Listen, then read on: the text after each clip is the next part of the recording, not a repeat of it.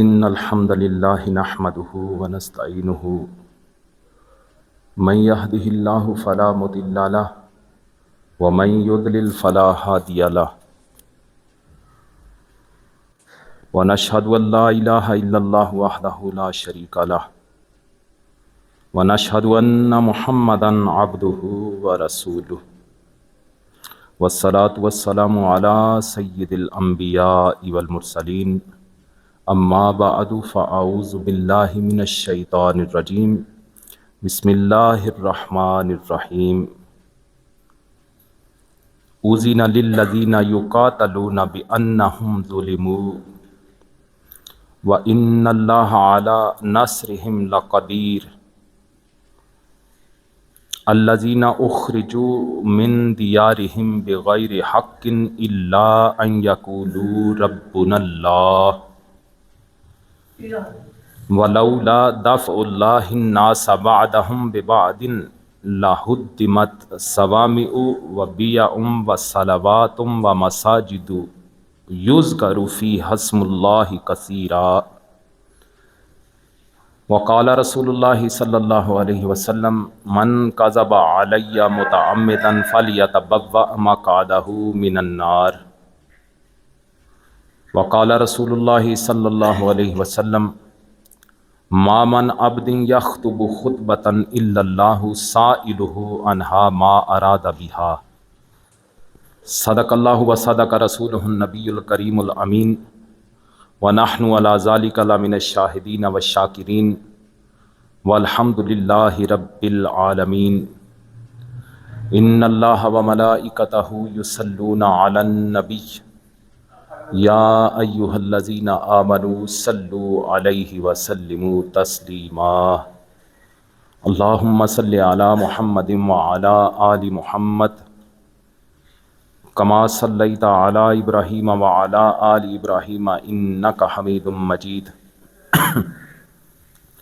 اللہم بارک علی محمد وعلی آل محمد کما بارکت علی ابراہیم وعلی آل ابراہیم انک حمید مجید الصلاۃ والسلام علیک یا سیدی یا رسول اللہ وعلی آلک واصحابک یا سیدی یا حبیب اللہ مولایا صلی وسلم دائما ابدا علی حبیبک خیر الخلق کلہم یا صاحب الجمال و یا سید البشر من وجہک المنیر لقد نور القمر لا یمکن الثناء کما کان حقہ بعد از خدا بزرگ توئی قصہ مختصر خالق کائنات جل جلالہ و عم نوالہ و اتم برہانہ کی بارگاہ میں حمد اور وجہ تخلیق کائنات حضور نبی پاک صاحب لولاک تاجدار مدینہ سرور قلب و سینہ حضرت محمد مصطفیٰ صلی اللہ علیہ وسلم کی پاک اور مقدس بارگاہ میں ہدیہ درود و سلام پیش کرنے کے بعد معزز سامعین السلام علیکم ورحمۃ اللہ۔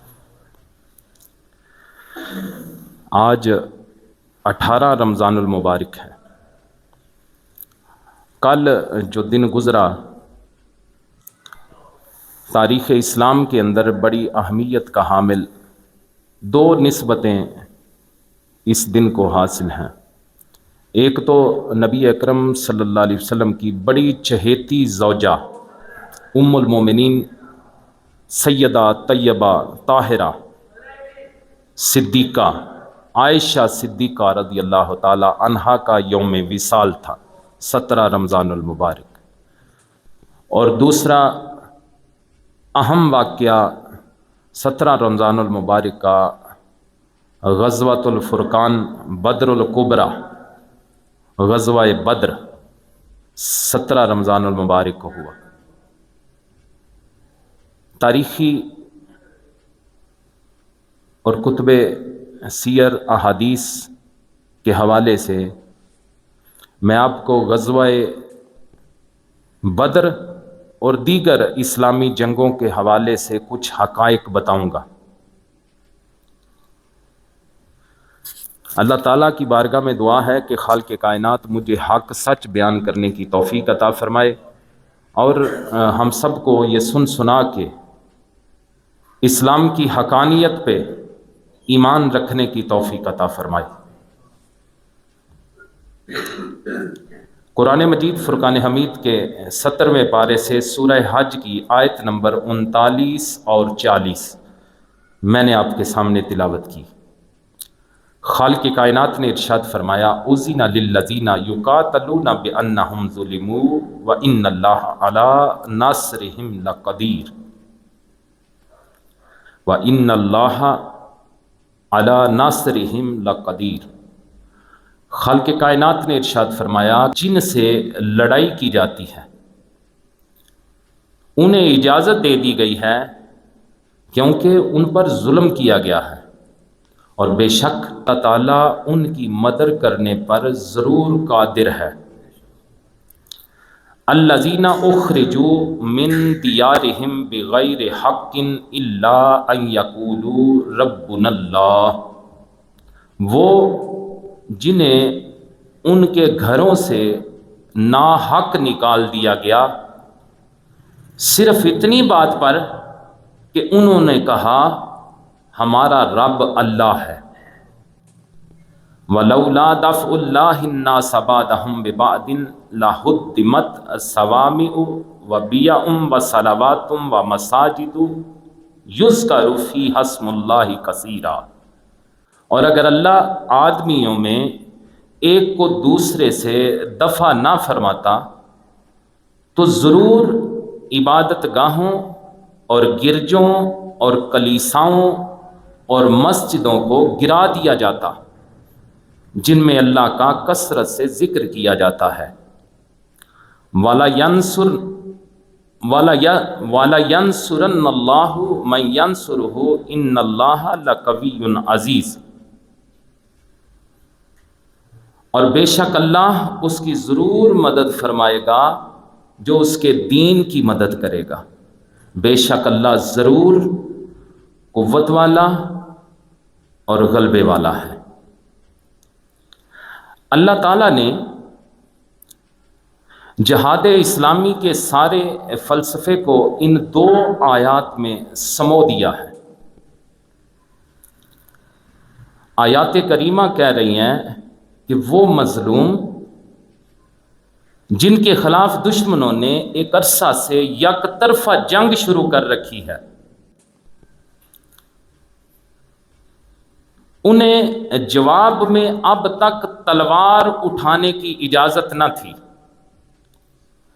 اب ان کے صبر کا امتحان ختم ہو گیا، اب ان کو بھی اجازت دی جا رہی ہے کہ وہ دشمن کو ان کی زبان میں اینٹ کا جواب پتھر سے دیں، اور ساتھ ہی یہ وضاحت بھی کر دی گئی کہ ان پر مظالم کے پہاڑ توڑے گئے، انہیں ستایا گیا، انہیں اذیتیں دی گئیں، اور آخر کار انہیں مجبور کر دیا گیا کہ وہ اپنا سب کچھ چھوڑ کر اپنے وطن عزیز مکہ المکرمہ سے ہجرت کر جائیں، اور جس جرم کی پاداش میں انہیں اتنی کڑی سزائیں دی گئیں وہ صرف یہ تھا ان یقولوا ربنا اللہ، کہ وہ اللہ تعالیٰ کو اپنا پروردگار یقین کرتے تھے۔ اس جرم کی پاداش میں ان پہ اتنے ظلم کیے گئے، اتنی زیادتیاں کی گئی، انہیں ان کے مبارک ملک سے نکال دیا گیا۔ اب وقت آ گیا ہے کہ ان لوگوں کو جہاد کی اجازت دے دی جائے، اب تک وہ تلوار استعمال نہیں کر سکتے تھے۔ یہ آیات کریمہ جہاد فی سبیل اللہ کی اہمیت کو بھی بیان کر رہی ہے کہ جو لوگ خدا کی زمین پر خدا کا نام لینے والوں کو برداشت نہیں کرتے، اگر اللہ تعالیٰ انہیں ان کی ظالمانہ کارروائیوں کو جاری رکھنے کی کھلی چھٹی دے دیتا تو وہ روئے زمین پر کسی ایسے گھر کو باقی نہ رہنے دیتے جس گھر میں خدا کا ذکر ہوتا ہے۔ یعنی اگر اللہ تعالیٰ جہاد کی اجازت دے کر اور حدود قائم فرما کر آدمیوں کے ایک دوسرے سے دفع نہ فرماتا تو نتیجہ یہ ہوتا کہ مشرکین غالب آ جاتے اور کوئی دین و ملت والا ان کی سرکشی سے نہ بچ پاتا۔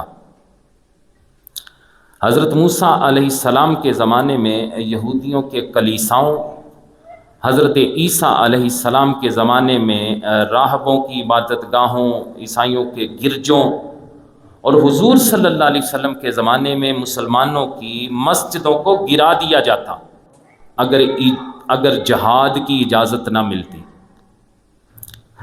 ایسے مقامات کو گرا دیا جاتا جہاں پر اللہ تعالیٰ کا کثرت سے ذکر ہوتا ہے۔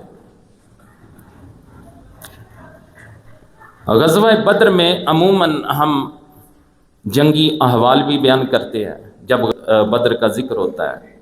اس غزوے کے اندر نبی پاک صلی اللہ علیہ وسلم کے بے شمار معجزات بھی رونما ہوئے، ہم ان کا بھی ذکر کرتے ہیں۔ صحابہ اکرام کی بہادریاں، نبی کریم صلی اللہ علیہ وسلم سے عشق و محبت والے معاملات عموماً ہم بیان کرتے ہیں، لیکن ہو سکتا ہے آج کی گفتگو میں آپ کو وہ واقعات نہ ملیں، ایسی باتیں نہ ملیں، لیکن تاریخی حقائق میں آپ کے سامنے رکھنا چاہتا ہوں۔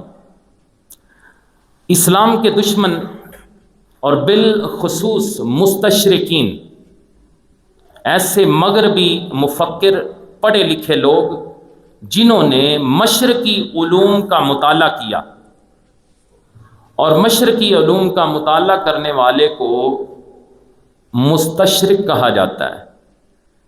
وہ عیسائی، یہودی، کوئی بھی ہو سکتا ہے، مغرب سے تعلق رکھنے والا جب مشرقی علوم کا مطالعہ کرتا ہے اسے مستشرق کہا جاتا ہے۔ عموماً مستشرقین اسلام کے دشمن ہیں۔ ایسے اسلام کے دشمن اور بالخصوص یہ مستشرقین نبی کریم صلی اللہ علیہ وسلم کے عہد کی جو جنگیں ہوئیں، جب ان پر بحث کرتے ہیں تو ان میں مختلف قسم کے عیب نکالتے ہیں اور متعدد قسم کے اعتراضات کرتے ہیں، جیسے کہ وہ کہتے ہیں کہ نبی کریم صلی اللہ علیہ وسلم کے دور میں جتنی بھی جنگیں ہوئیں وہ لوٹ مار کے لیے تھیں، وہ مالی استحکام حاصل کرنے کے لیے تھیں۔ پھر ان کا یہ بھی اعتراض ہے کہ ان جنگوں کے ذریعے، توجہ ہے آپ کی، یہ جو دو جملے میں آپ کو سنا رہا ہوں ان پہ میری ساری گفتگو بیس کرے گی۔ ایک تو وہ یہ کہتے ہیں کہ حضور صلی اللہ علیہ وسلم کے دور میں جو جنگیں ہوئیں ان کا مقصد لوگوں کی لوٹ مار کرنا تھا تاکہ مسلمان معاشی طور پہ مضبوط ہوں، ایک ان کا یہ اعتراض ہے۔ اور دوسرا ان کا اعتراض یہ ہے کہ نبی کریم صلی اللہ علیہ وسلم نے ان جنگوں کے ذریعے لوگوں کے اندر خوف اور دہشت پیدا کی، وہ دہشت پیدا کرنا چاہتے تھے تاکہ ڈر کے لوگ اسلام قبول کر جائیں، اور اسی وجہ سے زیادہ لوگوں نے اسلام قبول کیا۔ یہ ان کا موقف ہے۔ آپ کو بات کی سمجھ آئی کہ نہیں؟ اللہ اکبر۔ اب آئیے اصل معاملے کی طرف۔ نبی کریم صلی اللہ علیہ وسلم اور آپ کے غلاموں کو اپنا دین اتنا پسند تھا کہ اس دین کی خاطر انہوں نے اپنا گھر بار، اپنے رشتہ دار، اپنا مال و دولت اور اپنا وطن، سب چیزیں قربان کر دیں۔ ہجرت مدینہ سے قبل مسلمانوں نے مشرکین مکہ کے ظلم سے تنگ آ کر حبشہ کی طرف بھی 2 ہجرتیں کی۔ لوگ اتنا ستاتے تھے، اتنے دکھ دیتے تھے کفار مکہ، مشرکین مکہ، کہ مدینہ کی طرف ہجرت کرنے سے قبل حبشہ کی طرف بھی 2 ہجرتیں کی تاکہ حبشہ میں مسلمان زندگی کے دن سکون سے گزار سکیں اور اللہ کی عبادت کر سکے، دین کا کام کر سکے۔ لیکن تاریخ گواہ ہے کہ مشرکین مکہ نے حبشہ میں بھی ان کا پیچھا کیا اور اپنی طرف سے حتی الامکان کوشش کی کہ انہیں وہاں بھی سکون سے نہیں رہنے دینا۔ اللہ اکبر۔ جس دشمن نے انہیں خدا کو اپنا رب ماننے کے جرم میں مکہ جیسے مقدس شہر سے ہجرت کرنے پر مجبور کیا تھا، وہ انہیں دیس نکالا دے کر بھی مطمئن نہ ہوا، بلکہ انہیں نیست و نابود کرنے کی تدبیریں سوچ رہا تھا، یہاں تک کہ منصوبہ بند طریقہ سے معاذ اللہ سید عالم صلی اللہ علیہ وسلم کو وہ دشمن قتل کرنے کا منصوبہ بنا چکا تھا۔ اللہ اکبر۔ اب آگے چلیں۔ جس وقت نبی کریم صلی اللہ علیہ وسلم ہجرت کر کے مدینہ شریف میں داخل ہو رہے تھے، انہی دنوں رئیس المنافقین عبداللہ بن ابی مدینہ کا سردار بننے جا رہا تھا۔ اس کی تاج پوشی کی ساری تیاری بھی مکمل ہو چکی تھی، لیکن حضور کریم صلی اللہ علیہ وسلم کے مدینہ پہنچنے سے اس کا خواب چکنا چور ہو گیا اور لوگوں کی توجہ ادھر سے ہٹ کر آقا کریم صلی اللہ علیہ وسلم پر مرکوز ہو گئی۔ اس وجہ سے وہ آپ کا دشمن بن گیا۔ وہ کھلے عام تو نبی کریم صلی اللہ علیہ وسلم کے خلاف کوئی بات کہنے کی جسارت نہیں کر سکتا تھا، لیکن در پردہ منافقانہ رول ادا کرنے لگا۔ ایک اور بات سمجھیں، اوس اور خزرج مدینہ کے دو اہم قبیلے تھے، پرانی رنجش کی بنا پر باہم بدست و گریبان ہوتے رہتے تھے، اور بعض اوقات تو مدینہ شریف کی فضا بھی مسموم ہو جایا کرتی تھی۔ ادھر یہودیوں کے 3 مشہور قبیلے تھے، بنو قینقاع، بنو نذیر اور بنو قریظہ۔ یہ تینوں قبیلے مدینہ شریف کے پاس مقیم تھے، آباد تھے۔ اہل کتاب ہونے کی بنا پر وہ مدینہ میں اپنی برتری کا اظہار کرتے تھے، اور اکثر اوقات وہاں کے جو اصل قبائل تھے ان سے لڑتے بڑھتے بھی رہتے تھے، یہ یہودی قبیلے تینوں۔ اب نبی کریم صلی اللہ علیہ وسلم مدینہ شریف میں تشریف لے آئے ہیں۔ حضور کریم صلی اللہ علیہ وسلم نے لوگوں کو اس جنگ جوئی سے روکنے کے لیے نہایت حکمت عملی سے ایک میثاق تیار کیا، جو میثاق مدینہ کہلاتا ہے۔ کتابوں میں بچے عموماً پڑھتے ہیں۔ یہ میثاق 52 کتنی 52 دفعات پر مشتمل ہے، میثاق مدینہ، جس کی 25 دفعات مسلمانوں سے متعلق ہے اور 27 دفعات غیر مذاہب کے متعلق ہے۔ اللہ اکبر۔ اب اس میثاق میں جو حضور نے حکمت عملی اپنائی مدینہ شریف کے ماحول کو ٹھیک کرنے کے لیے، امن و امان کے لیے، اس میں میثاق مدینہ میں مدینہ کے تمام باشندوں کے حقوق کا خیال رکھا گیا، اور زور دیا گیا کہ تمام قبائل اور مذاہب کے لوگ آپس میں اتحاد و اتفاق سے رہیں گے، ہر ایک کو اپنے مذہب پر عمل کرنے کی اجازت اور آزادی رہے گی۔ ہاں، اگر کوئی باہر سے قبیلہ حملہ کرتا ہے یا کسی کو اذیت دیتا ہے تو سارے مل کے اس کا مقابلہ کریں گے، اور جس پر ظلم کیا جا رہا ہے اس کی مدد کریں گے۔ اب اس میثاق مدینہ سے بظاہر مدینہ شریف اندرونی طور پر اور بیرونی طور پر خطرات اور اندیشوں سے محفوظ ہو گیا، لیکن اندرونی طور پر کچھ دشمنان دین اپنی تخریب کاری سے باز نہ آئے۔ قریش مکہ کا ایک اپنا سٹیٹس تھا اس علاقے میں، کیونکہ یہ کعبہ کے متولی تھے اور لوگ ان کی بڑی عزت کرتے تھے، یہ لوگ فوقیت رکھتے تھے، لوگ ان کا احترام کیا کرتے تھے، اور اگر قریش مکہ کسی بھی وقت مسلمانوں پر حملہ کرتے تو ارد گرد کے جتنے قبائل تھے وہ ان کا ساتھ بھی دیتے۔ قریش مکہ کے تجارتی سفر میں قبائل راستے میں پڑتے تھے۔ قریش مکہ کے ان قبائل سے تعلقات بڑے مضبوط تھے، اور وہ قریش کی آواز پر ان کا ساتھ بھی دیتے تھے، مگر مسلمانوں کا سوائے اوس اور خزرج قبیلوں سے کسی کے ساتھ کوئی تعلق نہ تھا، کوئی دوستی نہ تھی، ان کا کوئی معاون اور مددگار نہ تھا۔ ان دو قبائل کی تعداد بہت کم تھی، اور وہ بھی دونوں قبیلے آپس میں لڑتے بڑھتے رہتے تھے، لیکن تھے حضور صلی اللہ علیہ وسلم کے حلیف۔ جب قریش کو مدینہ شریف کے اندر مسلمانوں کی اس حیثیت کا، اس عزت کا پتہ چلا کہ نبی کریم صلی اللہ علیہ وسلم نے مدینے کا ماحول بدل کے رکھ دیا ہے، ایک میثاق تیار کیا ہے، مدینے میں ہر طرف امن ہو گیا۔ جب قریش کو مسلمانوں کی اس پوزیشن کا علم ہوا تو ان کی دشمنی میں مزید اضافہ ہو گیا۔ اب انہیں یہ اندیشہ لاحق ہو گیا کہ مسلمان آگے چل کر اہل مکہ کے لیے خطرہ بن سکتے ہیں۔ چنانچہ انہوں نے مدینہ کے رئیس المنافقین عبداللہ بن ابی بن سلول کو ایک دھمکی بھرا خط لکھا۔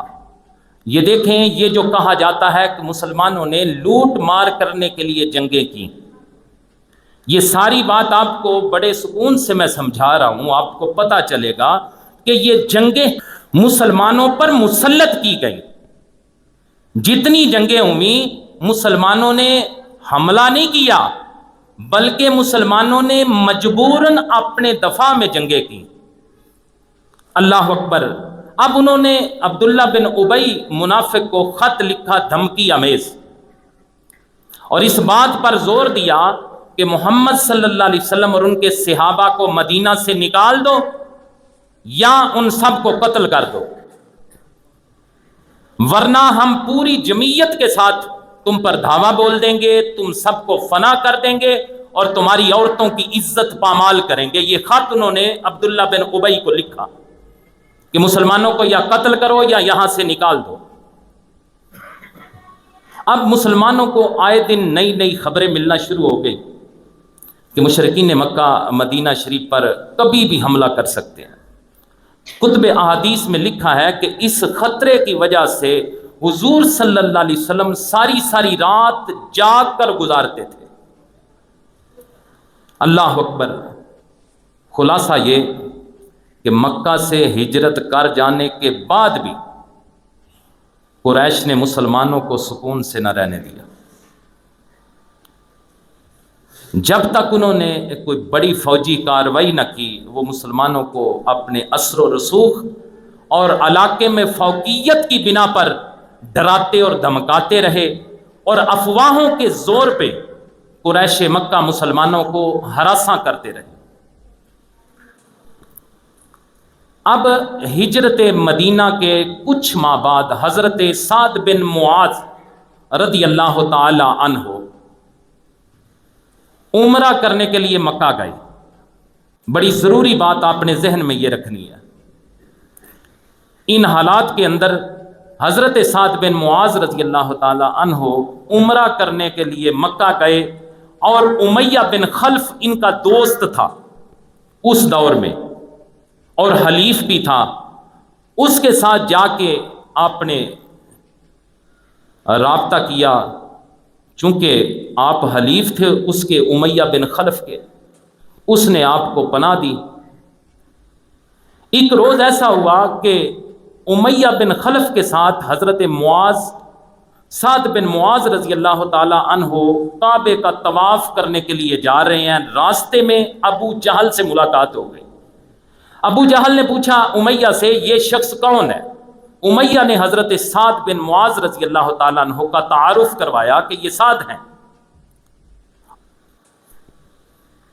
حضرت سعد رضی اللہ تعالیٰ عنہ کے متعلق جب ابو جہل کو پتہ چلا تو اس نے بڑے سخت لہجے میں امیہ بن خلف سے کہا کہ تو نے ایک بد دین کو پناہ دے رکھی ہے، مجھے یہ پسند نہیں کہ مسلمان خانہ کعبہ کا طواف کریں۔ اور پھر حضرت سعد بن معاذ رضی اللہ تعالی عنہ سے مخاطب ہو کے ابو جہل نے کہا بخدا اگر تم امیہ کے ساتھ نہ ہوتے تو یہاں سے بچ کے نہیں جا سکتے تھے۔ اس پر حضرت سعد رضی اللہ تعالیٰ عنہ نے کہا کہ اگر تم نے ہمیں خانہ کعبہ کی زیارت سے روکا تو ہم تمہارا راستہ روک دیں گے۔ ادھر مکہ کے اندر حضرت سعد رضی اللہ تعالیٰ عنہ نے فرمایا کہ اگر تم ہمیں خانہ کعبہ کی زیارت نہیں کرنے دو گے تو وہ تجارتی راستہ جب تم ملک شام میں اپنے تجارتی قافلے لے کے جاتے ہو، اگر کعبے کی زیارت کرنے نہیں دو گے تو ہمارے علاقوں سے گزرتے ہو، ہم تمہارا علاقہ روک دیں گے۔ اللہ اکبر۔ اس واقعے پر مسلمانوں پر یہ بات واضح ہو گئی کہ اب ان کے لیے خانہ کعبہ کے دروازے بند ہو گئے اور آئندہ وہ حج اور عمرہ کی سعادت حاصل نہیں کر سکیں گے۔ یہ کوئی چھوٹا ظلم ہے کہ مسلمان علاقہ بھی چھوڑ گئے ہیں، انہیں کہتے بھی کچھ نہیں، لیکن اس کے باوجود خانہ کعبہ کے دروازے بند کر دیے گئے۔ اہل مکہ چونکہ پہلے ہی حضور صلی اللہ علیہ وسلم کے دشمن تھے، ان کے شہر کے قرب و جوار میں جو لوگ بھی تھے کفار مکہ نے ان سب کو اپنے ساتھ ملا لیا اور وہ حضور صلی اللہ علیہ وسلم کے دشمن ہو گئے۔ ادھر عبداللہ بن ابی کا جو منصوبہ تھا وہ بھی تکمیل کو نہ پہنچ سکا، تو اس کے دل میں بھی حضور صلی اللہ علیہ وسلم کی عداوت اور بڑھ گئی۔ اسی طرح یہودیوں نے بھی بلا وجہ نبی کریم صلی اللہ علیہ وسلم کو اپنا دشمن سمجھ لیا۔ الغرض سارے قبیلے اور یہودی اور کفار مکہ سارے مسلمانوں کے خلاف اکٹھے ہو گئے، گٹھ جوڑ ہو گیا ان سب۔ اب وہ وقت آ گیا کہ مسلمانوں کے ہاتھ کھول دیے جائیں۔ ابھی تک جہاد کی اجازت نہیں، اب وہ وقت آ گیا ہے کہ انہیں حکم دیا جائے کہ جو لوگ انہیں ختم کرنے پر تلے ہوئے ہیں اور ان کے وجود کو فنا کرنے پر کمر باندھے ہوئے ہیں ان کا مقابلہ کریں، کیونکہ وہ مظلوم ہیں، اللہ ان کی مدد کرے گا۔ لہٰذا سورہ حج کی وہ آیات جو میں نے خطبہ میں تلاوت کی اور ان کا ترجمہ مفہوم آپ کو بتایا، وہ آیات نازل ہو گئی۔ لیکن جہاد کی اجازت ملنے کے باوجود بھی نبی رحمت صلی اللہ علیہ وسلم اس بات کے خواہاں تھے کہ دونوں فریقین آپس میں جنگ نہ کریں، ایسے معاملات نہ ہوں کہ جنگ تک نوبت آ جائے۔ چنانچہ نبی کریم صلی اللہ علیہ وسلم نے اس غرض سے اپنے قرب و جوار میں، مدینہ شریف کے قرب و جوار میں حضور صلی اللہ علیہ وسلم نے اپنے وفد بھیجنے شروع کیے تاکہ قریش مکہ اپنی تجارت کا خطرہ محسوس کر کے ہمارے ساتھ جنگ نہ کریں بلکہ صلح کے لیے ہاتھ بڑھا دیں۔ اس لیے حضور صلی اللہ علیہ وسلم نے اپنے کچھ وفود روانہ کیے۔ قریش مکہ جو ہر لحاظ سے مسلمانوں کو ہراساں کرنے اور انہیں ڈرانے دمکانے میں کوئی کسر نہ چھوڑ رہے تھے، حضور صلی اللہ علیہ وسلم نے اس ساری صورتحال کا جائزہ لے کر اس نئی ریاست کے دفاع کے لیے ایک منظم پروگرام بنایا۔ حضور صلی اللہ علیہ وسلم نے مدینہ شریف کے ارد گرد مختلف مہمیں روانہ کی۔ کئی مہموں کی قیادت سرکردہ صحابہ اکرام نے کی اور بعض مہموں کی قیادت نبی کریم صلی اللہ علیہ وسلم نے بنفس نفیس فرمائی۔ ان مہموں کو روانہ کرنے کے کچھ مقاصد تھے، ان میں ان مہموں کے ذریعے مختلف قبائل کے ساتھ رابطہ قائم کیا گیا۔ ایک مقصد، ان کو اسلام کی دعوت دی گئی اور ان کے ساتھ باہم جنگ نہ کرنے کے معاہدے ہوئے۔ پھر ان مہموں کے ذریعے کفار مکہ کو یہ احساس دلایا گیا کہ مسلمانوں کے خلاف چپکلش کی صورت میں ان کی اپنی تجارت محفوظ نہیں رہے گی۔ جب چھوٹی چھوٹی مہمیں سرایا جنہیں کہا جاتا ہے، حضور صلی اللہ علیہ وسلم نے جب بھجوانے شروع کیے تاکہ انہیں احساس ہو کہ تم نے ہم پہ اتنے ظلم کیے ہیں، اب یہاں مدینہ میں ہمیں رہتے ہوئے بھی سکون سے نہیں رہنے دیا جا رہا، یاد رکھو، اگر اپنی روش سے باز نہیں آؤ گے تو اب تمہارے راستے محفوظ نہیں ہوں گے۔ پھر ان مہموں کے ذریعے قریش مکہ اور دیگر قبائل کو یہ احساس دلانا بھی مقصود تھا کہ مسلمانوں کو کمزور سمجھنا ایک بہت بڑی غلطی ہوگی اور اس کے نتائج انتہائی سنگین ہوں گے۔ اللہ اکبر، میں محسوس کر رہا ہوں کہ آپ لوگ اکتا تو نہیں گئے؟ آپ کا اکتانا بنتا ہے، کیونکہ ہم سب ایسی گفتگو سننے کے عادی نہیں۔ ہم ترنم، اشعار اور واقعات سنتے ہیں، لیکن جو گفتگو میں آپ کو سنا رہا ہوں ایک میرا اپنا سادہ سا انداز ہے، لیکن اگر یہ آپ اپنے ذہن میں رکھیں گے، آپ کے بچے کالجز سے، یونیورسٹی سے آئیں، یا ہمارے بچے جو سن رہے ہیں کالجز یونیورسٹی میں جائیں، اب کالجوں یونیورسٹیوں میں لبرل لوگ نام نہاد مسلمان کلمہ مسلمانوں کا پڑھتے ہیں، لیکن اسلام پہ اعتراضات کرتے ہیں، بچوں کے دلوں میں شکوک و شبہات ڈالتے ہیں۔ جب آپ کا بیٹا آپ سے سوال کرے، اگر آپ کا بیٹا یہ کہے کہ مسلمانوں نے جتنی جنگیں کی ہیں لوٹ مار کے لیے کی ہیں، تو آپ اسے یہ جواب دے سکیں، بیٹا ایسا نہیں، دیکھو حالات تو ایسے تھے، مسلمانوں نے مدافعت میں جنگیں کی ہیں، جارحانہ جنگیں نہیں کی۔ میری گفتگو کا مقصد یہ ہے، ایسی باتیں بھی آپ سنیں۔ ہمارے نوجوان جو سوشل میڈیا دیکھتے ہیں، سارے دیکھتے ہیں، سوشل میڈیا پہ طرح طرح کے سوالات ذہن میں آتے ہیں، اس قسم کی گفتگو بھی کی جاتی ہے سوشل میڈیا پہ۔ اب ان سوالوں کے جواب آپ کہاں سے دیں گے؟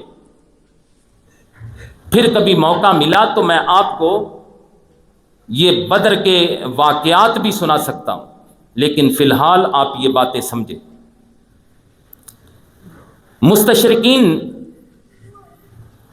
حق و باطل کی اس آویزش کو مخصوص اینک سے دیکھتے ہیں۔ وہ لوگ جو مغرب کے ہیں، مشرقی علوم کو جانتے ہیں، انہوں نے ایک مخصوص تعصب سے بری اینک پہنی ہوئی ہے، وہ اس اینک سے سارے معاملات کو دیکھتے ہیں۔ وہ کفار مکہ کی زیادتیوں، مدینہ کے یہودیوں کی عہد شکنیوں اور دشمنان اسلام کے تباہ کن عزائم کو کلیتاً نظر انداز کرتے ہیں۔ حضور کریم صلی اللہ علیہ وسلم نے ریاست مدینہ کے دفاع کے لیے مختلف قسم کے مقاصد کے تحت جو مہمیں بھیجنے کا نظام وضع کیا تھا، یہ جو بھی آپ کو میں نے مہمیں بتائی ہیں، وہ مستشرقین ان مہموں کو ڈاکے قرار دیتے ہیں۔ وہ کہتے ہیں یہ ڈاکے ہیں۔ وہ اہل مکہ کی 13 سالہ کاروائیوں اور پھر مسلمانوں کے مدینہ ہجرت کرنے کے بعد مشرکین کے جارحانہ عزائم اور اقدامات کو نظر انداز کر دیتے ہیں، اور کفار مکہ کے مظالم اور جارحیت کے جواب میں مسلمانوں نے جو دفاعی کارروائیاں کی انہیں ظالمانہ قرار دیتے ہیں۔ ظلم وہ کر رہے ہیں، اپنے دفاع میں مسلمان کارروائی کرے تو اسے ظلم قرار دیا جا رہا ہے، حالانکہ ظلم تو مسلمانوں پہ کیے جا رہے تھے۔ یہ الٹی گنگا بہ رہی ہے۔ اللہ اکبر۔ نبی کریم صلی اللہ علیہ وسلم کے غلاموں، کون نہیں جانتا کہ عرب کی سرزمین پر برس ہا برس سے جنگ و جدل اور خون ریزی جاری تھی۔ پتہ ہے آپ کو حضور سے پہلے کتنی خون ریزی ہوتی تھی، لیکن حضور صلی اللہ علیہ وسلم کی بعثت کے صرف 20 سال بعد فتح مکہ کے ساتھ ہی پورے عرب میں امن و امان کی فضا طاری ہو گئے۔ اسی امن و امان کے حصول کے لیے نبی پاک صلی اللہ علیہ وسلم نے اتنی مصیبتیں اور اذیتیں برداشت کی، اور یہ عظیم مقصد حضور صلی اللہ علیہ وسلم کو اقدامی جنگوں کے ذریعے نہیں بلکہ دفاعی جنگ کے ذریعے حاصل ہوا۔ یہ نہیں کہ حضور نے جارحیت کی ہو، بلکہ اپنے دفاع میں جنگیں لڑ کر حضور کو یہ مقصد حاصل ہوا۔ جنگ بدر تا جنگ احزاب، ساری جنگیں، میں بڑی ذمہ داری کے ساتھ آپ کو یہ بات بتا رہا ہوں، کسی فورم پہ یہ آپ یہ بات کر سکتے ہیں کہ جنگ بدر سے لے کے جنگ احزاب تک ساری جنگیں مسلمانوں نے اپنے دفاع میں کی۔ مسلمانوں نے کسی پہ کوئی جنگ مسلط نہیں کی۔ پھر یہ جنگیں، ساری جنگیں یا تو مدینہ شریف کے قریب لڑی گئیں یا مکہ اور مدینہ کے درمیانی علاقے میں لڑی گئی۔ اب جنگوں کا یہ مقام بھی یہ ثبوت فراہم کرتا ہے کہ حملہ آور مشرکین مکہ تھے۔ جو جنگیں مدینہ کے قریب لڑی جا رہی ہیں ان میں حملہ آور کون تھے؟ اللہ اکبر۔ نبی کریم صلی اللہ علیہ وسلم کے غلاموں، مدافعت، اپنے دفاع کا حق دنیا کا ہر قانون تسلیم کرتا ہے۔ خود عیسائی کتب مقدسہ اس حق سے انکار نہیں کرتی، عیسائیوں کی مقدس کتابیں۔ اگر آپ عہد نامہ قدیم کو سامنے رکھ کے فیصلہ کریں تو پورا مشرق عرب واجب القتل قرار پائے گا اور مسلمانوں کو پورا مدافعت کا حق حاصل ہوگا اگر آپ عیسائیوں کی مقدس کتاب جو عہد نامہ قدیم ہے اس کے مطابق فیصلہ کریں۔ اللہ اکبر۔ پھر غزوہ بدر سے پہلے سید عالم صلی اللہ علیہ وسلم نے جو مہمیں یا سرایا روانہ کیے، ان کا ایک مفید نتیجہ یہ برآمد ہوا کہ حضور صلی اللہ علیہ وسلم کے ذریعے مختلف قبیلوں کے درمیان عہد و پیمان ہوئے کہ یا تو وہ حضور صلی اللہ علیہ وسلم کا ساتھ دیں گے یا پھر غیر جانبدار رہیں گے۔ اس سے قریش مکہ نے اپنے لیے خطرہ محسوس کیا۔ اسی بوکھلاہٹ میں قذر بن جابر فہری، اس نے مدینہ شریف کی ایک چراگاہ پہ حملہ کر دیا اور مسلمانوں کے جانور بگھا کے لے گیا۔ ابھی جنگ بدر نہیں ہوئی، یہ دیکھیں 300 میل مکہ سے چلا ہے، مدینہ شریف آ کے مسلمانوں کی چراگاہ پہ اس نے حملہ کیا، جانور بگھا کے لے گیا۔ مسلمانوں نے اس کا تعاقب کیا لیکن یہ نکل چکا تھا۔ اب ان حالات کے پیش نظر نبی کریم صلی اللہ علیہ وسلم نے چند افراد پر مشتمل قافلہ حضور کبھی ادھر ادھر بھیج دیا کرتے تاکہ مشرکین مکہ جو اس طرح کی کاروائیاں مسلمانوں کے خلاف کرتے تھے ان کا پتہ چل جائے۔ اللہ اکبر۔ اس غرض سے حضور صلی اللہ علیہ وسلم نے ایک دستہ حضرت عبداللہ بن جہش، توجہ فرمائیے گا، حضرت عبداللہ بن جہش کی زیر کمان بھیجا۔ اب یہ دستہ خبریں لیتے لیتے مدینہ شریف کے قریب پہنچ گیا۔ وہاں ایک چھوٹا سا قافلہ تھا کفار مکہ کا، اس سے منڈ بھیڑ ہو گئی، آمنا سامنا ہو گیا۔ اب اس دن تاریخ تھی جمادی الاخر کی آخری تاریخ تھی، مسلمان ابہام میں رہے کہ یہ رجب ہے یا جمادی الاخر ہے، کیونکہ رجب میں جنگ کرنا حرام تھا۔ اب مسلمانوں نے آپس میں مشاورت کی، اس کے بعد آخر کار جنگ لڑنا پڑی۔ اس جنگ میں کافروں کا ایک بندہ مارا گیا، 2 کو مسلمانوں نے قید کیا اور قید کرنے کے بعد ان کا سامان جو مال غنیمت لے کے مسلمان حضور کی بارگاہ میں حاضر ہوئے۔ جب مسلمان آئے، آ کے مال غنیمت پیش کیا تو نبی کریم صلی اللہ علیہ وسلم نے ان پہ اپنی ناراضگی کا اظہار کیا اور حضور صلی اللہ علیہ وسلم نے فرمایا کہ میں نے تمہیں ان پر حملہ کرنے کا تو نہیں کہا تھا۔ اس پر قرآن مجید فرقان حمید کے اندر سورہ بقرہ کی آیت نمبر 217 نازل ہوئی، جس میں یہ بتایا گیا کہ محبوب جتنے ظلم اور زیادتیاں کفار مکہ نے ان پہ کی ہوئی ہیں، ان زیادتیوں کے سامنے یہ واقعہ کوئی حیثیت نہیں رکھتا۔ اللہ اکبر۔ نبی کریم صلی اللہ علیہ وسلم کے غلاموں، غزوہ بدر سے 1 مہینہ پہلے خود حضور صلی اللہ علیہ وسلم 150 یا 200 صحابہ کے ساتھ مقام ذی اسیرہ تک گئے۔ اس کی وجہ یہ ہوئی کہ حضور صلی اللہ علیہ وسلم کو خبر ملی، اطلاع ملی کہ قریش کا ایک قافلہ مال تجارت لے کر شام کے لیے مکہ سے روانہ ہو چکا ہے۔ اب چونکہ کفار مکہ ہر معاملے مسلمانوں کو پریشان کرتے تھے، خانہ کعبہ کے دروازے بند کیے ہوئے تھے، مدینہ شریف کے اندر منافقین سے مل کے مسلمانوں کو نقصان پہنچانے کی کوشش کرتے تھے، مسلمان بھی یہ چاہتے تھے کہ انہیں ہراساں کیا جائے، انہیں بھی پتا چلے کہ ان کے بھی مقابل میں کچھ لوگ کھڑے ہیں۔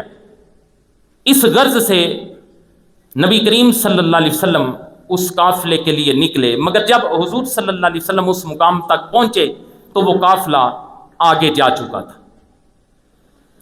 اللہ اکبر۔ لیکن جب وہ قافلہ واپس آیا تو اس کے لیے نبی کریم صلی اللہ علیہ وسلم دوبارہ نکلے، جس کے نتیجے میں جنگ بدر ہوئی۔ آپ کو اتنی بات کی سمجھ آئی کہ نہیں؟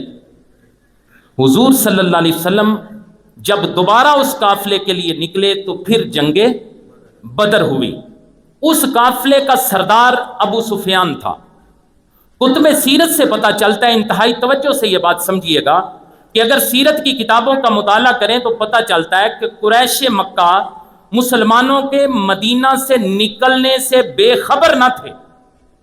انہیں اندازہ تھا اپنے کرتوتوں سے، انہیں یہ اندازہ تھا کہ جیسے ہمارے کرتوت ہیں ان کی بنا پر اس قافلے کو نبی کریم صلی اللہ علیہ وسلم اور ان کے صحابہ روکنے کی کوشش کریں گے۔ انہوں نے مسلمانوں کے ارادے کا پوری طرح اندازہ کر لینے کے بعد یہ سفر اختیار کیا تھا۔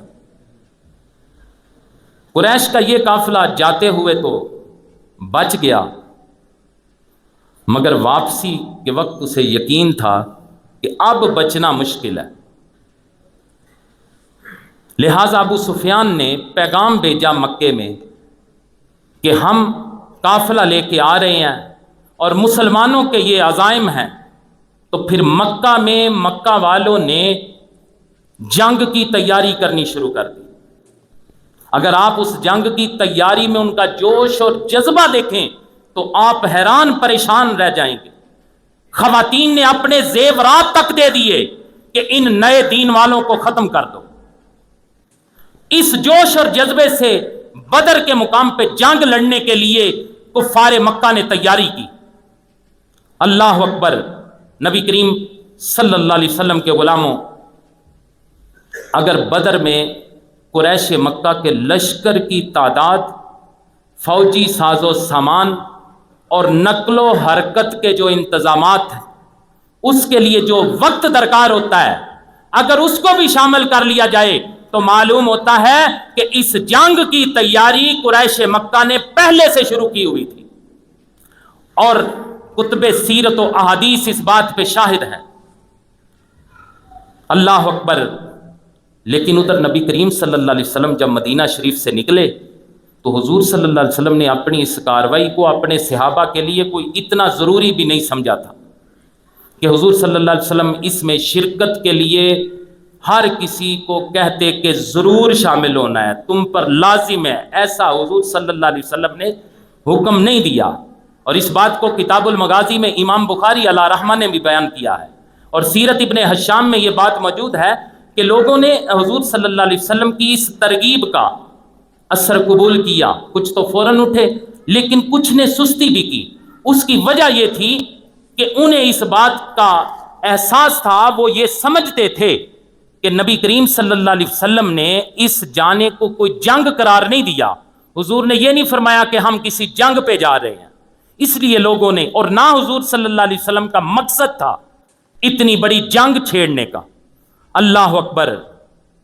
چنانچہ نبی کریم صلی اللہ علیہ وسلم چند سواریوں، معمولی اسلحہ اور 313 اصحاب کے ساتھ مدینہ سے نکلے۔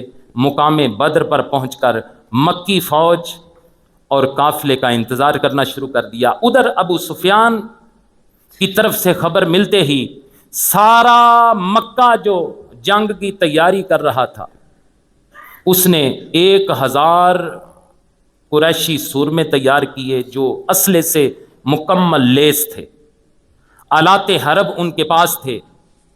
اب اچانک جو تیاری کی جاتی ہے اس میں اتنا ساز و سامان اور اتنی تنظیم نہیں ہو سکتی، اس لیے یہ تسلیم کرنا پڑے گا کہ وہ پہلے سے ہی اس جنگ کی تیاری کر رہے تھے۔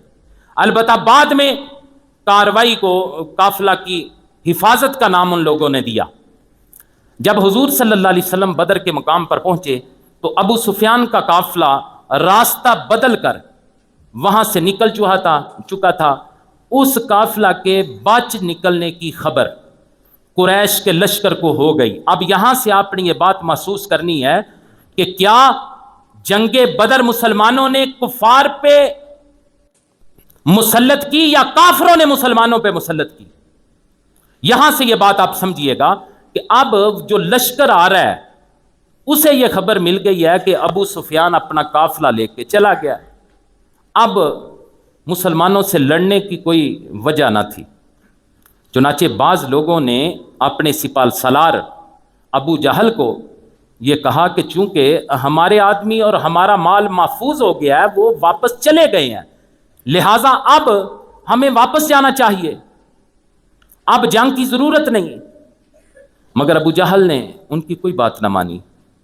تکبر اور رعونت میں ڈوبے ہوئے اس ابو جہل کے الفاظ آج بھی کتب سیرت کے اندر موجود ہیں کہ ہم ہرگز واپس نہیں جائیں گے، ہم بدر تک پہنچیں گے، وہاں 3 دن قیام کریں گے، اونٹوں کو ذبح کریں گے، لشکر کو کھانا کھلائیں گے اور شراب پئیں گے، ہماری کنیزیں سارنگیاں اور دفیں بجا کر رقص و سرود کی محفلیں گرم کریں گی۔ ہاں، سارا عرب ہمارے متعلق اور ہمارے اس سفر کے متعلق ہمارے لشکر کے بارے میں جب سنے گا تو پھر ہمیشہ کے لیے وہ ہم سے خوف زدہ رہے گی۔ اللہ اکبر۔ اب چونکہ مسلمان کسی بڑی جنگ کے لیے نہیں آئے تھے، اس لیے نبی کریم صلی اللہ علیہ وسلم نے اس نازک وقت میں صحابہ اکرام سے مشاورت کی کہ کیا کرنا چاہیے۔ مہاجرین اور انصار نے فوراً کہا کہ حضور ان کا مقابلہ کرنا چاہیے، ہم آپ کے ساتھ ہیں۔ جب آقا کریم صلی اللہ علیہ وسلم نے اپنے غلاموں کے عشق و محبت میں ڈوبے ہوئے جذبات ملاحظہ کیے تو حضور صلی اللہ علیہ وسلم فرمایا، سیرو و ابشرو فإن اللہ قد وعدنی احدی الطائفتین واللہ لکأنی الآن انظر الی مسار القوم۔ حضور نے فرمایا، میرے غلاموں، تمہارے جذبات اگر ایسے ہیں نا تو پھر روانہ ہو جاؤ، اور تمہیں خوشخبری ہے کہ اللہ تعالیٰ نے مجھے 2 گروہوں میں سے ایک گروہ پر غلبہ دینے کا وعدہ فرما لیا ہے۔ بخدا لَكَأَنِّ الْآنَ أَنظُرُ إِلَى مَسَارِ الْقَوْمِ، میرے صحابہ، بخدا میں قوم کے مقتولوں کی قتل گاہوں کو دیکھ رہا ہوں۔ اللہ اکبر۔ نبی کریم صلی اللہ علیہ وسلم کے غلاموں، پھر وہ عظیم مارکہ حق و باطل ہوا جس میں 313 فرزندان توحید نے 1000 کے جرار لشکر کا مقابلہ کیا، لیکن چونکہ یہ حق و باطل کا پہلا مارکہ تھا اس لیے ان کے حوصلے بلند تھے۔ انہوں نے یہ جنگ ذاتی مفاد اور مال و دولت کے لالچ میں نہیں کی تھی، بلکہ اللہ کی رضا اور اس کے دین کو دنیا میں غالب اور نافذ کرنے کے لیے کی تھی۔ اس لیے اللہ تعالیٰ نے ان پر اپنی نصرت اور مدد فرمائی۔ قریش مکہ کو عبرتناک شکست ہوئی اور مسلمانوں کو کامیابی اور سرخروئی حاصل ہوئی۔ اس کے مختلف جو سٹیٹسٹکس ہیں، اعداد و شمار ہیں، وہ اس طرح ہیں کہ یہ جنگ 17 رمضان المبارک 2 ہجری کو 15 مارچ سن 624 عیسوی میں مدینہ شریف سے جنوب مغرب کی طرف 70 میل تقریباً 110 کلومیٹر کے فاصلے پر بدر کے مقام پہ یہ مارکہ ہوا۔ مسلمانوں کی تعداد 313، مشرکین مکہ کی تعداد تقریباً 1000، اور وہ بھی فل مسلح، اسلحے سے لیس۔ پھر اس غزوے کے اندر جو جنگ کا جھنڈا ہوتا ہے اس کا رنگ سفید تھا اور مولا کائنات علی المرتضیٰ رضی اللہ تعالیٰ عنہ کے ہاتھ میں تھا۔ اللہ اکبر۔ مشرکین مکہ کے 70 لوگ قتل ہوئے اور اتنے ہی قیدی بنا کے مسلمان مدینے لے گئے، جبکہ 14 مسلمانوں نے غزوہ بدر کے اندر 14 مسلمانوں نے شہادت حاصل کی۔ ان میں 6 مہاجر تھے اور 8 انصار تھے۔ پھر یہ وہ غزوہ ہے جس کے سارے شریک مسلمان جنتی ہیں۔ غزوہ بدر میں کل 313 صحابہ، 83 مہاجر تھے۔ توجہ رکھیے گا، مہاجر کتنے تھے؟ 83 صحابہ۔ قبیلہ اوس سے 61 صحابہ تھے، جبکہ قبیلہ خزرج سے 169 صحابہ نے شرکت کی۔ یہ سارے مل کے 313 بنتے ہیں۔ پھر اس غزوے کے اندر مشرکین مکہ کے بڑے بڑے سردار ابو جہل سمیت قتل ہو گئے۔ اللہ اکبر۔ نبی کریم صلی اللہ علیہ وسلم کے غلاموں، پھر اس غزوہ کے بڑے اثرات مرتب ہوئے۔ اب وقت نہیں کہ وہ اثرات میں آپ کو سناؤں، اسے میں نے شارٹ کر دیا ہے۔ اب آخری جو میری گفتگو کا اختتامیہ ہے وہ آپ نے سمجھنا ہے۔ در حقیقت ہجرت کے بعد مدینہ میں شمع رسالت کے گرد اس کے پروانے جب جمع ہو گئے اور اسلام کی روشنی نے ماحول کو منور کرنا شروع کر دیا، تو تاریکی نے ناپاک ارادوں کے ساتھ اس شمع کی جانب یلغار کی۔ اب دو ہی صورتیں تھیں، یا تو پروانے اس شمع کو چھوڑ کر اپنی جان بچانے کی فکر کرتے، یا پھر بے سر و سامانی کے باوجود طوفانوں سے ٹکرا جاتے۔ اللہ اکبر۔ اس وقت مسلمان اگر کفار عرب کی خونی تلواروں کے سامنے بے عملی دکھاتے اور سوچتے وہ اگر آج ہم نے اپنے محبوب کو بچانے کے لیے تلواریں اٹھا لی، تو وہ سوچتے کہ اگر تلواریں اٹھائی تو کل کو مغرب ہم پہ اعتراض کرے گا کہ دیکھو انہوں نے تلواریں اٹھائی تھی۔ اگر وہ یہ سوچتے کہ مغرب ہمیں تلوار اٹھانے کا الزام دے گا تو عزیزان من، یہ مٹھی بھر اللہ کی توحید کے پرستار نیست و نابود ہو جاتے، اسلام کا نام و نشان مٹ جاتا۔ ایک عظیم ملت، ایک عظیم تہذیب، ایک عظیم نظریہ، ایک عظیم فکر، ایک عظیم ترین ایمپائر وجود میں آنے سے پہلے ختم ہو جاتی، انسانیت کا ارتقا تھم جاتا، تہذیب جامد ہو جاتی، علوم کے سرپرست پیدا نہ ہوتے، غلامی انسان کا مقدر بن جاتی اور روح نجات کی تلاش میں بھٹکتی رہتی۔ لیکن یہ محسن انسانیت اور ان کے مخلص پیروکار طاغوتی طاقتوں کے آگے جھکنے کو ہرگز تیار نہ تھے، لہذا اسلام کو سر بلند رکھنے کے لیے توحید کا پرچم تھام کر سب سے پہلے یہ دیوانے، یہ مستانے قریش اور اس کے بعد عرب اور آخر کار ساری دنیا کے سامنے سینہ سپر ہو گئے اور حق کی حفاظت کے لیے کمزوری کے باوجود ہر قوت سے ٹکرا گئے۔ عزیزان من، یہ کس قدر پاکیزہ جذبہ تھا۔ اسی جذبے اور عمل کا نام جہاد ہے، اور یہی وہ لفظ ہے جہاد جس سے مغرب کو خوف آتا ہے۔ اس جذبے کے طفیل بدر کے میدان میں 313 نیم مسلح افراد نے 1000 کے جری لشکر کو جو پوری طرح اسلحہ سے لیس تھا بری طرح شکست دی تھی۔ اسی جذبے کی بدولت 3000 کی جمعیت کا صرف 700 افراد نے میدان احد کے اندر منہ پھیر دیا تھا۔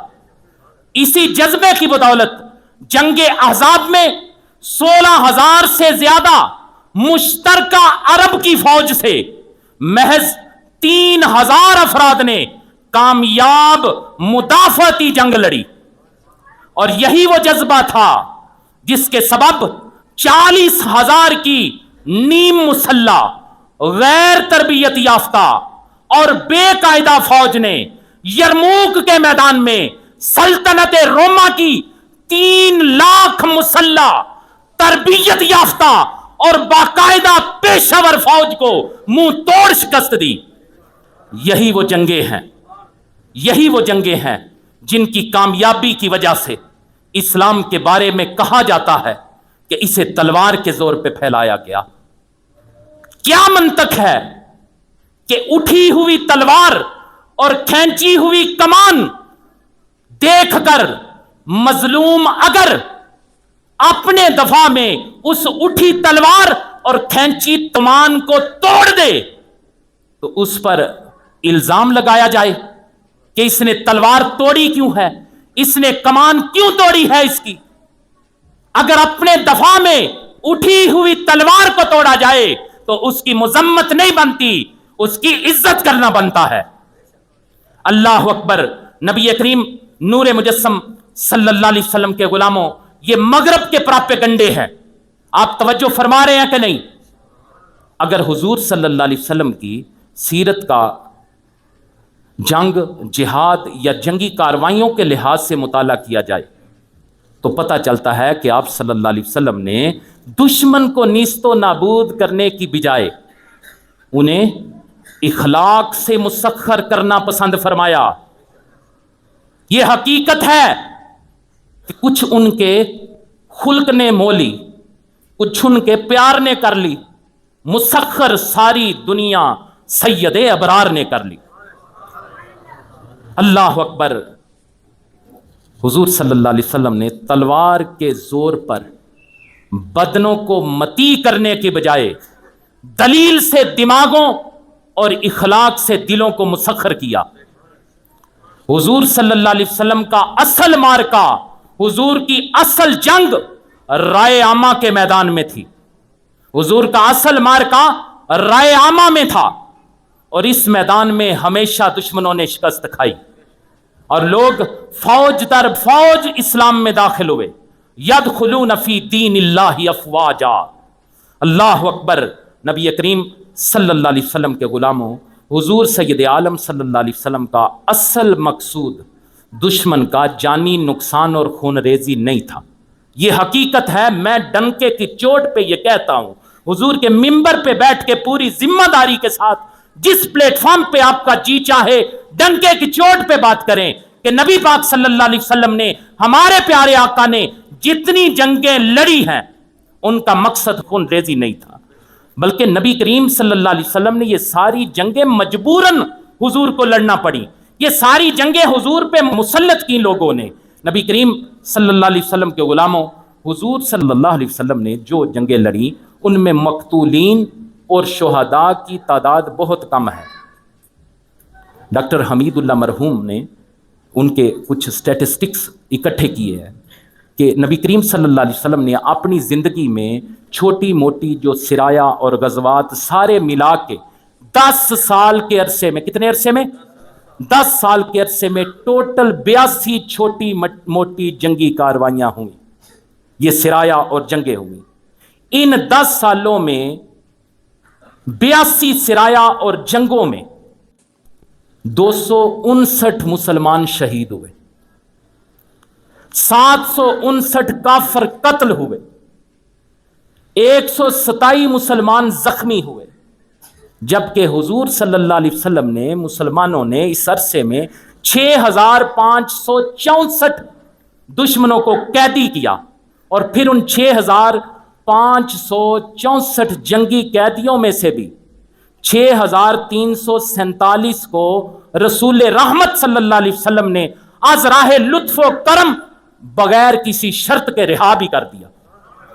اب اتنے تھوڑے نقصان سے، اتنے تھوڑے نقصان میں 10 سال کے اندر یہ جو جنگیں لڑی گئیں، اتنے سے نقصان میں نبی کریم صلی اللہ علیہ وسلم نے 10 لاکھ مربع میل کی وسیع سلطنت قائم فرما دی۔ لیکن اگر آپ پچھلی صدی کی 2 جنگیں لے لیں، وگرنہ تو ان مغرب والوں کی ساری زندگی، ان کی ساری تاریخ خونریزی سے لبریز ہے۔ پہلی جنگ عظیم جو 1914 سے 1918 تک ہوئی، آپ کو پتہ اس میں کتنے لوگ مارے گئے؟ جائیے گوگل کھولیے، ویکیپیڈیا پہ جائیں، لکھیں اور چیک کریں۔ 1914 سے 1918 تک جو پہلی جنگ عظیم لڑی گئی، اس میں 17 ملین 1 کروڑ 70 لاکھ لوگ قتل ہوئے، 20 ملین 2 کروڑ لوگ زخمی ہوئے پہلی جنگ عظیم میں۔ دوسری جنگ عظیم جو 1939 سے 45 تک لڑی گئی، اس میں جو قتل ہوئے لوگ، جو خون ریزی ہوئی، اس کی تعداد ہے 6 کروڑ 60 ملین، ان 2 جنگوں میں جن کا حاصل بھی کچھ نہیں، ان جنگوں میں اتنے کروڑوں لوگوں کو قتل کیا گیا، کروڑوں لوگ اپاہج ہوئے، زخمی ہوئے، ملا بھی کچھ نہیں، پھر تم اس محبوب کو سلام نہیں کرتے کہ جس نے اتنے سے نقصان میں کائنات میں ایک اتنی عظیم سلطنت قائم فرما دی۔ اللہ اکبر۔ نبی کریم صلی اللہ علیہ وسلم کے غلاموں، یہ بات سمجھیں۔ اب میں آپ کو غیروں کی طرف لے کے چلوں۔ آپ شارلمین کے قانون کا مطالعہ کریں یا ہنسا اسٹیٹس کے قیام کی تفصیلات پڑھیں تو آپ یہ ماننے پر مجبور ہو جائیں گے کہ مذہب کو تلوار کے زور پر پھیلانا خود مغرب کا شیوا ہے۔ یا آپ رومن دور عیسائیت کو سٹڈی کریں تو مغرب کا یہ وتیرہ اس میں بھی آپ کے سامنے کھل کے آ جائے گا۔ عزیزان من، اسلام پر اعتراض کرنے والے مغرب کے محققین کے مغربی معاشرے، اس معاشرے میں کسی مذہبی اقلیت کو کبھی برداشت نہیں کیا گیا۔ مغرب کے اندر عیسائیت کو پھیلانے کے لیے خون ریزی کی گئی، صدیوں خون ریزی کی گئی عیسائیت کو پھیلانے کے لیے۔ کیتھولک کلیسا میں تقریباً 250 سال قبل تک باقاعدہ ایسے ادارے تھے جن کا کام ان لوگوں کو گرفتار کرنا، قید و بند کرنا، اذیت ناک سزائیں دینا جو کیتھولک عقیدے کے نہ ہوتے، بلکہ یہاں تک کہ ان لوگوں کو موت سے ہمکنار کرنا بھی ایسے اداروں کا کام ہوتا۔ جو ادارے اس لیے قائم کیے گئے کہ جو کیتھولک عیسائی نہیں انہیں پکڑو، قید کرو، سزائے دو یا مار دو۔ اللہ اکبر۔ نبی کریم صلی اللہ علیہ وسلم کے غلاموں، غیر عیسائی بلکہ غیر کیتھولک کے لیے مغرب کی سرزمین تنگ تھی۔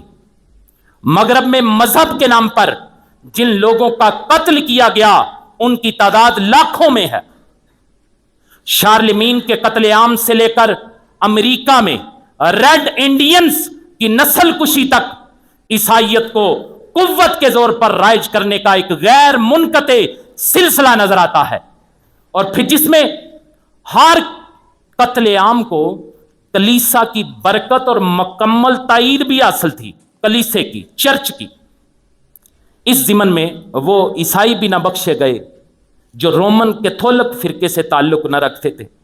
الغرض عیسائیت کی پوری انسانی تاریخ، عیسائیت کی پوری تاریخ انسانی خون سے رنگین نظر آتی ہے۔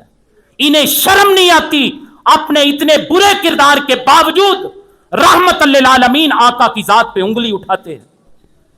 دنیا کے کسی پلیٹ فارم پہ یہ سچے نہیں ہو سکتے جو اسلام کے خلاف بکواس کرتے ہیں۔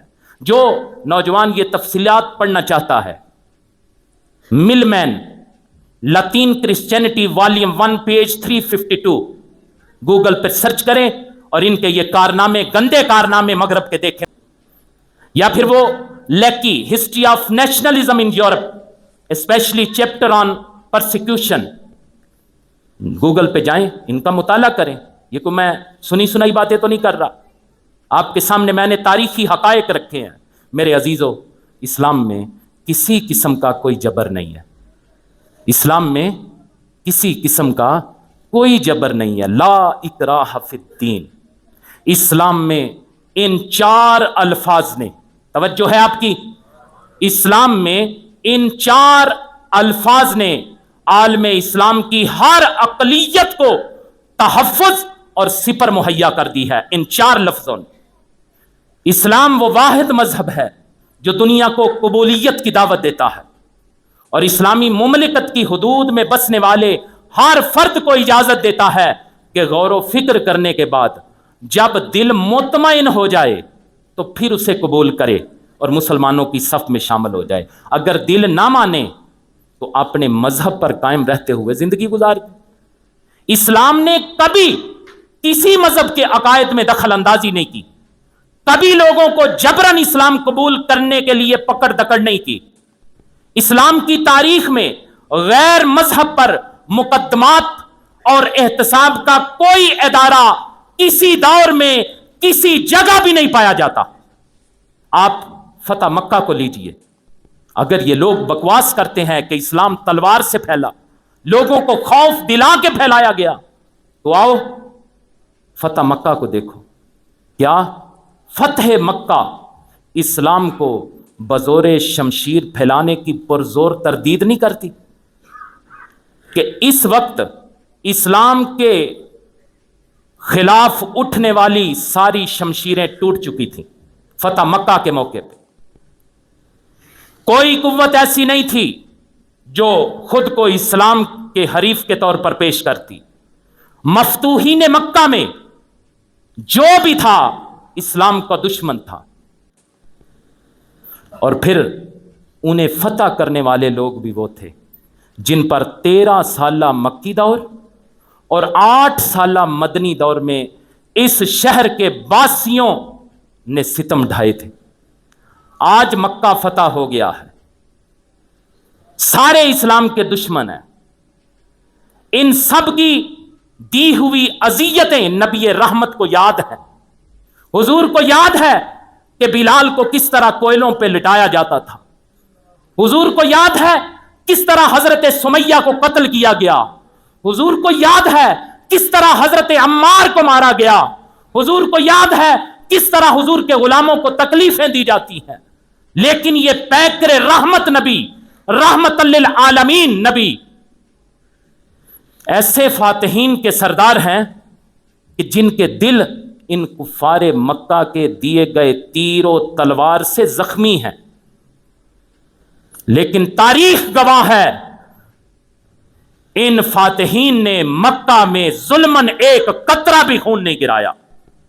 ہوں بھی دشمن، ہوں بھی نگاہیں جھکا کے کھڑے، مفتوح ہوں، مجھے دنیا کائنات کے اندر مغرب کوئی ایسی مثال دکھا دے کہ ملک فتح کیا ہو اور لوگوں کو معاف کر دیا جائے۔ لوگ بھی وہ جنہوں نے آپ کے عزیز قتل کیے ہوں، پیارے مارے ہوں، یہ کس کا جذبہ ہے؟ یہ چیز کس کی ہمت ہے؟ یہ رحمت للعالمین آقا کا ظرف ہے۔ اللہ اکبر۔ نبی کریم صلی اللہ علیہ وسلم نے، اس رحمت للعالمین آقا نے ہر جرم سے چشم پوشی فرمائی۔ ان سے پوچھ گچھ کی بجائے حضور نے یہ اعلان فرما دیا کہ ہر جرم کو معاف کیا جاتا ہے۔ لوگوں کو تلوار کے ذریعے سے مجبور کرنا ہوتا تو اس سے بہتر موقع اور کون سا ہوتا، لیکن اس موقع پر بھی کسی ایک فرد کو بھی بالجبر مسلمان نہیں بنایا گیا۔ جو لوگ مسلمان ہوئے وہ بلا جبر و اکراہ ہوئے۔ اتنا وقت ہو گیا، میری گفتگو ختم ہو گئی۔ یہ روٹین سے ہٹ کے گفتگو ہے، اور کوشش کرے اس طرح کی گفتگو سنیں جو آپ کو علم دے، انفارمیشن دے، نالج دے۔ اور کل کو اگر آپ کا بچہ یونیورسٹی سے آ کے آپ کو یہ سوال کر دے کہ اسلام تو تلوار کے زور پہ پھیلا ہے، تو آپ اسے کیا جواب دیں گے؟ اگر آپ کو کسی نے بتایا ہی نہیں، آپ نے ایسی گفتگو سنی نہیں، تو اپنے بیٹے کو یونیورسٹی سے جو آیا ہے آپ سے سوال کر رہا ہے کہ بابا جان میں نے اپنے سر سے سنا ہے، وہ کہہ رہے تھے کہ اسلام جو ہے وہ تلوار سے پھیلایا گیا ہے، اسلام میں شدت پسندی ہے، تو مجھے بتائیے اگر آپ اس طرح کی گفتگو نہیں سنیں گے تو اپنے بیٹے کو کیسے مطمئن کریں گے؟ اپنی اولاد کے دل کو کیسے مطمئن کریں گے؟ اگر آپ اپنے بیٹے کو، اپنی اولاد کو، اپنے عزیز کو مطمئن نہیں کر سکتے تو بتائیے آپ کا ایمان اپنا متزلزل ہوگا کہ نہیں؟ مجھے پتا ہے ایسی گفتگو بڑی بھاری ہوتی ہے، اسپیشلی ایسے لوگوں کے لیے جو سرتال سننا چاہتے ہوں، جو اشعار سننا چاہتے ہوں، جو واقعات سننا چاہتے ہوں، جن کی طبیعت بنی ہو کہ ہم واقعات سنیں گے، ہم سر اور تال سے شعر سنیں گے، ان کے لیے یہ باتیں بھوجل ضرور ہوتی ہیں۔ لیکن میری گزارش ہے کہ ایسی چیزوں کو سمجھے۔ میں امید کرتا ہوں کہ کم از کم اگر میرا پورا پیغام آپ کے اندر نہیں گیا تو کم از کم آپ کے اندر یہ ہیولا ضرور بن گیا ہے کہ اسلام تلوار سے نہیں پھیلا، اسلام اخلاق سے پھیلا ہے۔ آپ کے اندر یہ بات ضرور آ گئی ہے کہ مسلمانوں نے جنگیں خود نہیں کی بلکہ ساری جنگیں حضور صلی اللہ علیہ وسلم اور ان کے صحابہ پر مسلط کی گئی تھی. یہ میری آج کی گفتگو کا عنوان تھا. کم از کم اتنی باتیں آپ ضرور ذہن میں رکھیں.